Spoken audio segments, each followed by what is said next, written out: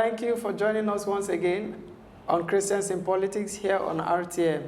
I remain yours, William C. Loho, and it's another wonderful time to have you joining us. Don't forget, RTM is the only station that brings you the best of the best, that brings you both faith and entertainment, both faith and education, all fused together on the same platform. So please stay tuned. Today, we're going to be continuing from where we left off last week with our very guest, Mr. Peter Madoju. He's been a wonderful person. He's been a wonderful inspiration on this subject. I'll just go straight into the business of today as we have it, continuing from where we talk, looking at biblical instances and comparing our current democracy. You're welcome once again. Thank you. It's my pleasure. Thank you for joining us once again. Yeah. All right. Last time you were here, we were talking about, we stopped at trying to get Christians to push Christians into the political space. And one of the things you said, one of the statements I went home with will be that we should walk the talk. Enough of the talking, enough of the campaign in church or the commentary, and let's just talk. But there's something you also mentioned, that let's remove that demonization against politics. And if I would reference it again from your last introductory statements, you mentioned your experience in the office. These demons exist everywhere. So if we make it like the one in politics is more bad or wicked than the one in the marketplace or the one in the corporate organization, then we might just be telling ourselves what is not true. So having said that, let's just pick up again. I'm trying to find some biblical basis to really encourage Christians, because it's high time. It's high time we begin to get really involved in political activities. Can we find which of them, when you want to, let's suppose you are talking to somebody who is not sure, should I be in politics, should I not be in politics? Who can you reference from the Bible as a model of encouragement? I like to take Daniel. Right. You know, he was in a strange land, and by virtue of the fact that it was in a strange land, he did not get beclouded by the happenings, you know, around. He knew who he was.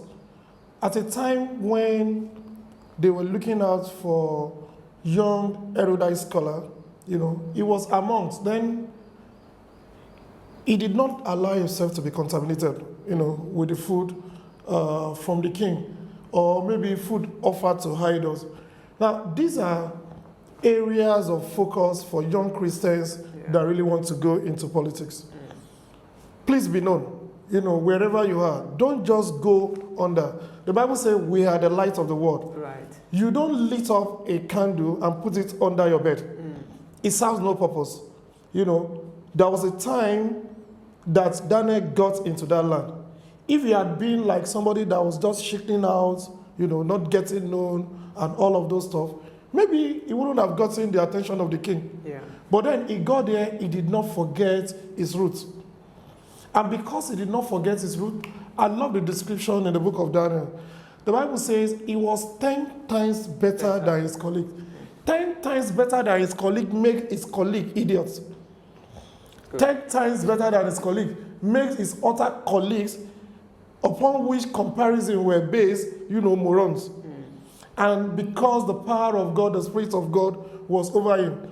Honestly, to young Christians out there that are willing to go into politics, you don't know what you carry.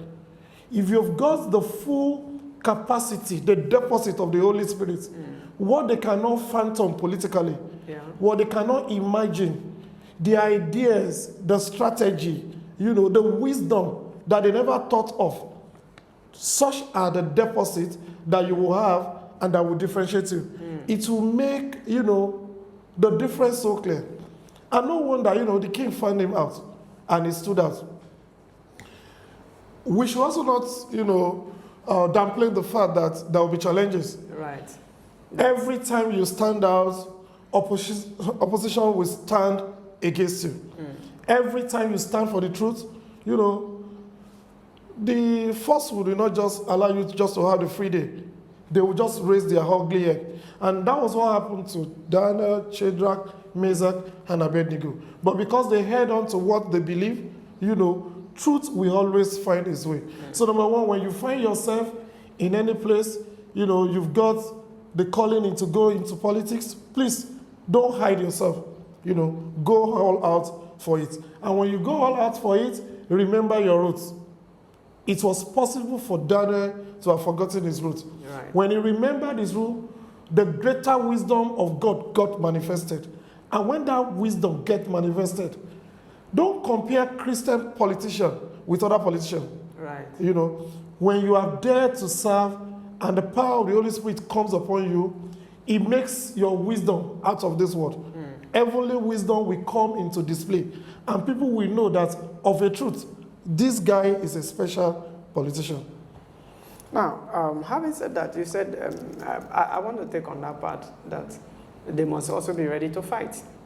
Because, cited from Daniel's case, which you mentioned, it's one. Then also your case in the previous episode where you talked about your challenge in the office. I get the point. And I'm thinking that sometimes it is important we hold on to who we are, what we stand for. I'm agreeing to what you said now more because if you had compromised before that your supervisor, when it was being swept away, who knows, you might have been implicated. Yeah. And maybe both of you thrown out. And that would have dented your reputation. But then Daniel gives us hope. Because after the first king, second king, he served almost 4 kings. And for others, it was recommendation because there was something he could do that others cannot do. That's something to really hold on to. Because many Christians think, the waters will be too much for them, and this, that. How scary was it for you when you were passing through that? Maybe we touch on that. Yeah, see, really, if one is not careful, challenges can be so overwhelming to the extent that you can forget who you are, lose your grip, and before you know it, you can compromise too. Or just look for an easy way out.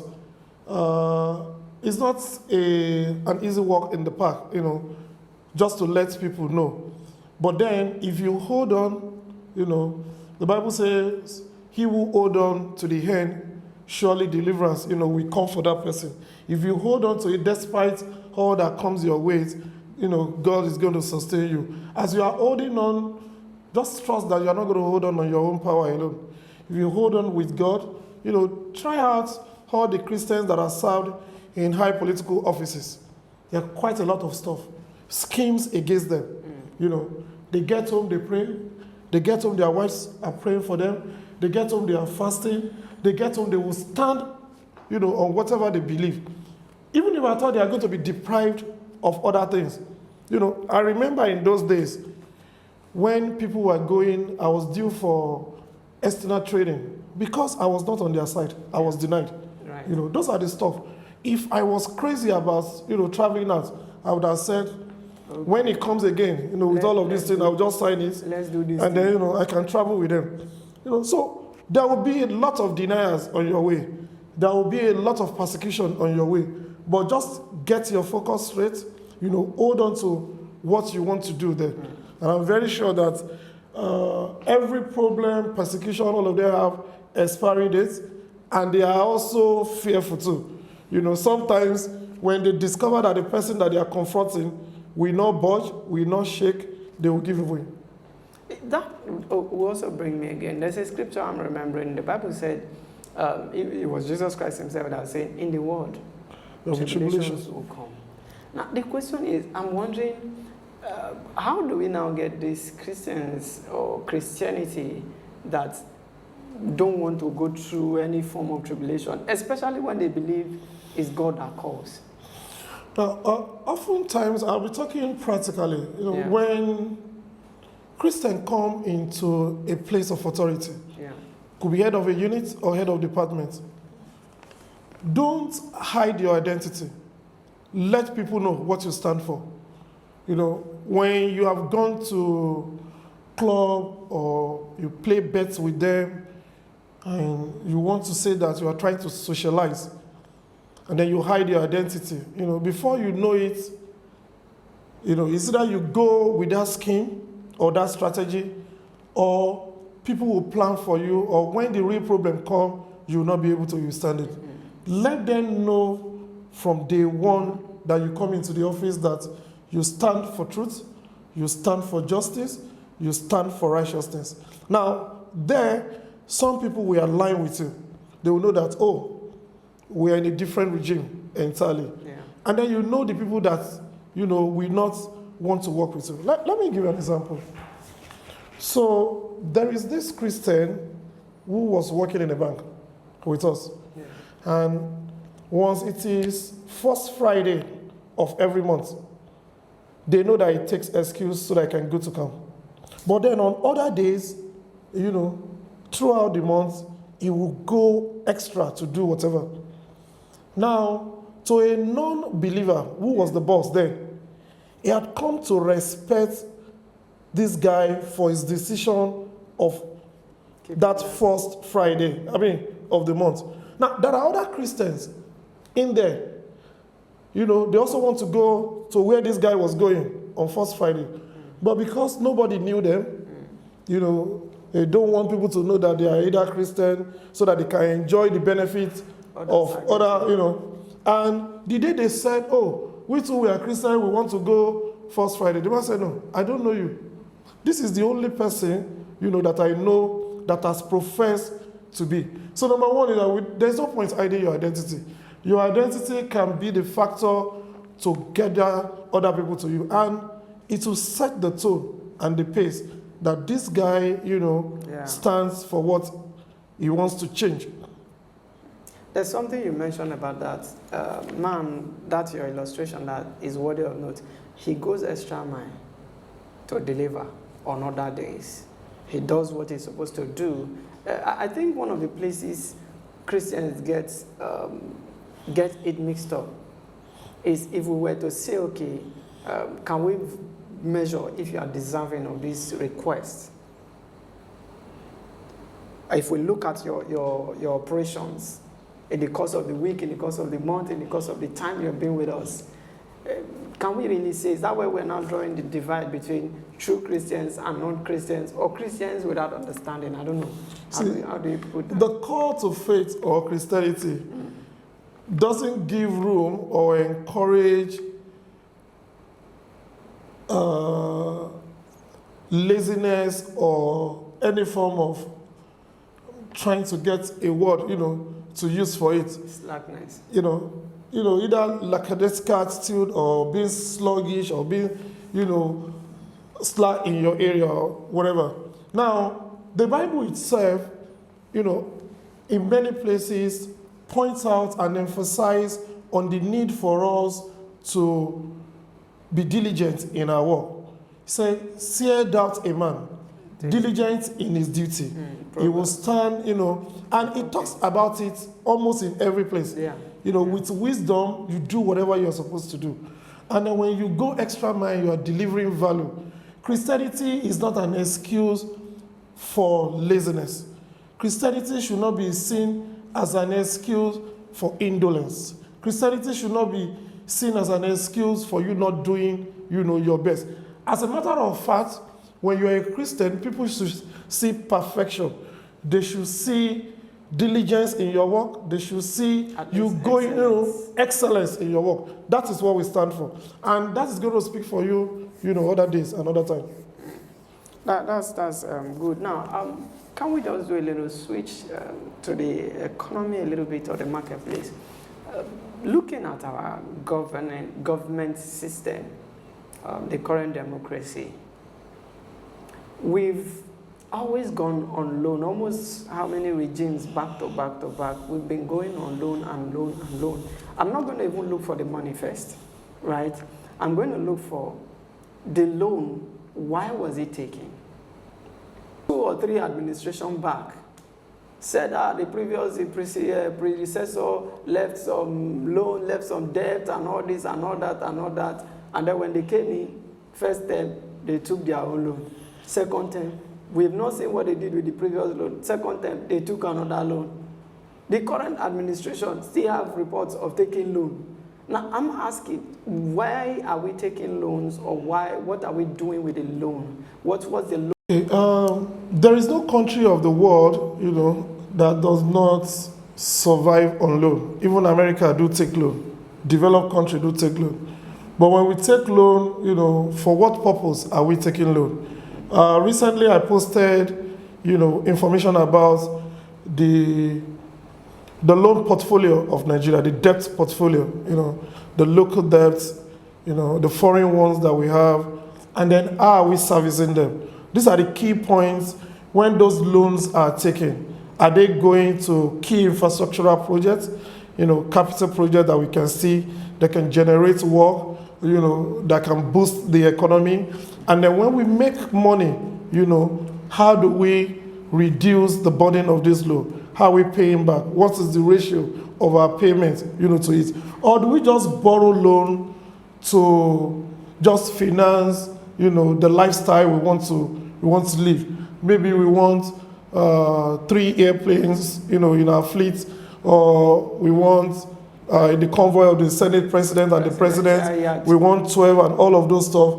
Maybe we are borrowing loan to finance our very expensive lifestyle. So those are the parallels that we need to do. But in all, we have not been truthful, with where we channel our loans to in this country. I'm only concerned for the generation unborn, that are coming too. The loan burden is quite enormous. That if you look at the ratio of the payments of servicing those loans and what we have, our currency will suffer for it. Our economy will suffer for it. The people that have given us this loan will begin to place some unbearable policies and demand on us that will not be able to come out, from. At a time in this country in 1993, when we commenced this dispensation again of democracy, I think we paid that our loan. But between that time and now that we have acquired a lot of other, series of loans, what is it that we have seen? Do we have light? Do we have good roads? Do we have industry? Those are the things that, we should be, or the benefits of the legislators, the senators, the political office holder, are they increasing gradually? So we should know where we're challenging, these loans to. And I think Christians and non-Christians should begin to ask questions. If you see something, please say something. Conspiracy of silence has also affected a lot of us. The Bible says, he who know to do good and refuse to do it is also a sin to him. When you see what is right and you keep quiet, you are complicit, you are also part, of that. Is it that you are comfortable with it? Or you speak the truth? So when we see things, you can go to their social handle, we can grant interview, we can say to whatever we want that there are better ways, these loans that we are taking could be well managed. We can cite examples to them. If all of us keep talking, maybe one day, they will dare do the right thing. Touching on something you mentioned here, you talked about before. No, let me just go to where I wanted to go actually. You mentioned about the loan and the reason for loan. But my interest is, or my concern is, those who are giving this loan. For instance, if I give you a loan, you're yet to pay me. Is it wisdom on my part to continue to give you more loans and more loans, unless if there is maybe an undertone? Okay. See, what can you say to that? Okay, so there are different bodies that you get loan from. Right. So you could source your loan locally too. Mm-hmm. So there are national debts, So sometimes the country, can as well get, the government can as well get loan, within the country itself. You could get loan from international organization, right. Financial organization. You could get loan from, Western world or developed country. Like China can give you loan, with some conditions. Right. When they're giving you the loan, okay, we're going to mine certain aspects of your natural resources, at a discounted rate, and then your loan will still going to be at this particular rate. So they can give conditions. They know that when they come up with this loan, when you're signing the documents, they ensure that the documents is well, written to favor them. And so if you want to take loan, as many, so far as a sovereign state, it will not disappear overnight. Go ahead, take your loan, they know that you are going to pay with all the conditions that you have put. So they've got a lot of bodies. Not that they don't pay, they pay some, they acquire another one. Okay, they make appeal to the new government or to the new lender. Oh, we're just coming in. The other loan that was taken to do this. We were not in government. Now that we're in government, we want to ensure that we take this loan and then we judiciously use it. But then, it turned out to be another thing. So those lenders will continue to give as much as we are, willing to take. But the downside of it is that we'll be impoverished the more. We're not going to be seeing the value the more, and then we're going to be creating mess, and generational debt, and bad economy for generations yet unborn. You've touched on the dangers, which is where I would have gone next. But then again, let me still stay on that point. I don't want to badmouth or touchlight China because I have nothing personal against them. But I'm also, let me use another country. Take America or the UK, for instance. Now, I know you borrowed from China. I know you borrowed from America. And you're coming to me now. You borrowed from India too. Okay, India. And you're coming to me now, UK. I think I should investigate. But also, you mentioned something which say, okay, for the case you mentioned, the country you mentioned, that they could give you loan. Okay, these are the terms of the loan. You're going to pay us in this. Now, while that loan is being serviced or as a condition for that loan, we will mine from you. And I think that's the only reason why our government has been encouraged, maybe either by giving more or being encouraged to even come take some more loan in the first place. Because some of these countries, if I know I'm going to benefit from you double ways. Okay, let me tell you another thing that happened with the last regime. When they were trying to get additional loan and they couldn't get. So they resorted into ways and means. It's a policy within the CBN framework where you print money, outside of the money supply that you have and what you can generate, outside of the economy itself. And it is meant to be a loan to the government. It's meant to be a loan to the government. But what happened to the ways and means during the last administration? Over trillions, of naira that were printed, they were shared amongst themselves. So these are the things that we are talking about. As much as people are willing to give, you can run to IMF, you can run to World Bank and get loan. As much as they are willing to give all this loan, the honors, I think the honors should be on us. I may not blame. Let me give an example. So I used to run a small finance house. We give out loan. Okay. And there's this guy that came for a loan from us, and he defaulted, and he took us to court when I presented his post-dated check. So he took us to court that we presented his check. So the lawyers called myself for a meeting, not knowing that the lawyer had called 7 other loan companies like that this guy took loan from. He took loans from 7 other companies, from all of us like that. Right. So as much as you want to take as an individual or as a country, there are countries that will give you. You can either not totally declare all that you have taken. There are organizations that can give your credit rating, though, but then, you can circumvent all of those and then begin to pile up your loan debt, for all of that. But the thing we should more focus on is if we have good leaders managing the affairs of this country, right from the coordinating minister of finance, and economy, the CBN governor, the debt management office, the president, and all the people that are saddled with this responsibility, they will know that this money that they are taking, should be accountable for it, they should pay back for it, and all of that, should be factored in. Now, I would like to say, speaking to good government and good leadership, judiciousness, are there other ways the government, other things the government can do that can help reboost this economy or get to do some of the things they want to do legally or how do I call it, more accountably? Are there other forms that we can generate money aside loan? You see, when you look at the environment itself, Yeah. if there is chaos inside the redemption camp and there is killing everywhere, nobody will be able to come to church. Definitely. The people will not be able to go to church.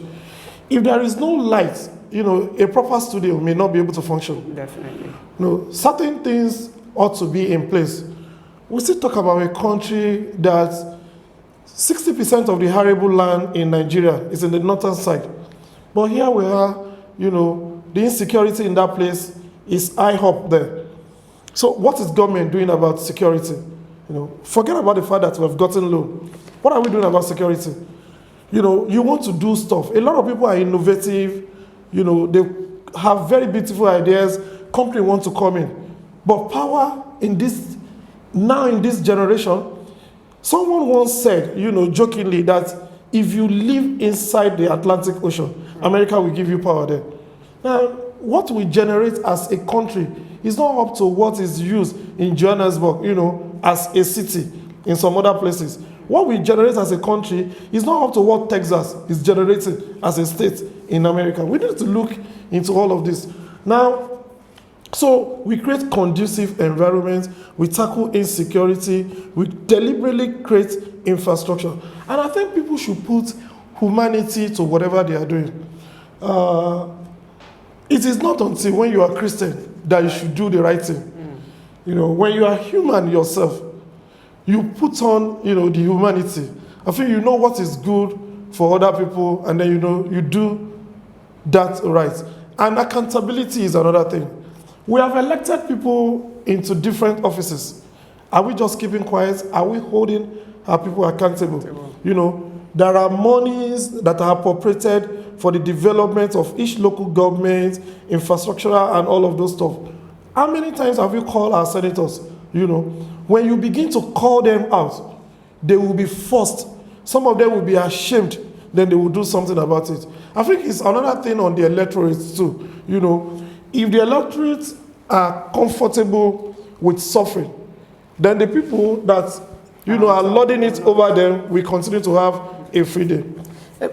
Before I let you go, our time is fast spent. I'd like you to just touch on that, because there have been cases of protests, intimidation, not just really protests, but even there are people who have been intimidated, both from the cyberspace to physical, speaking out, speaking truth to power, as they call it. Don't you think that could be one of the reasons why the people now tend to want to stay back from speaking out or speaking up? I think I need to talk hard on that. This government has not done good, with respect to that.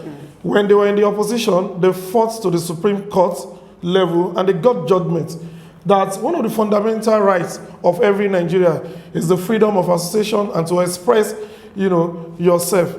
Now, you can't beat a child and say that child should not cry. And that's just what they are doing. If you can do it, you can hold down a nation, at a particular time some years back, and they want to do it now, and then you are holding back people. I don't think it's the right thing. I want to encourage people, Christians as well, let's continue to demand for it. When there is time to protest, let's speak up. Let's confront the government, in a properly organized way, and demand, for our rights, demand for our constitutional rights from them. As we begin to do this repeatedly, international bodies will come to our rescue. There was this time a minor, was being charged of terrorism. And, he was taken to court, not until when people spoke up. And international bodies said, no, this is unfair. They hurriedly got out this guy, rehabilitated him, and all of those stuff. Now, if the people had kept quiet, maybe that minor would have just, wallowed to death, in detention. So we need to continue to engage, with the government too. When things are not right, organize yourself in a peaceful way and speak out your mind within the confines of the Constitution. Thank you so very much, sir. It's been wonderful having you in the studio. You. Thank you. I hope maybe sometime in the future we might come again when we need you to look at some topical issues with us and for us in the studio. Thank you so very much, sir. Thanks. All right, there you have it. It's been a wonderful time once again on Christians in Politics. I remain yours, William C. Loho, and I'll be with you same time, same station next week. Thank you.